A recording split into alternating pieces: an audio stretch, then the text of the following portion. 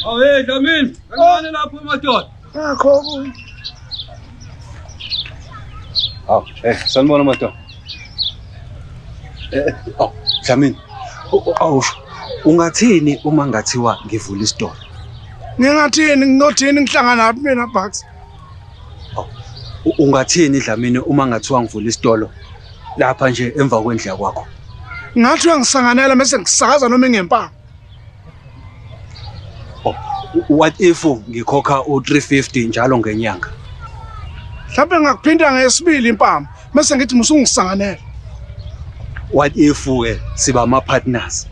Hawu, Dlamini, nangu akusesefuna nishadi. Fusa kwena. Ngikhuluma ngama partners business la sesitolo. Ewe Bucks. Angifune nayipaza mina. That's what I thought at first. But hear me out Dlamini. Yabona ke Bucks kobusuqayile wakhuluma isingisi. Vele uyeke wakhuluma nami yazi. Ncase Dlamini ncase. Buka, yabona leli Pakistan ebelidayisa lapha kwaNdlovu. Limithise ingane kwaNdlovu. Lavele labaleka. Isitolo savele sawa kanjalo.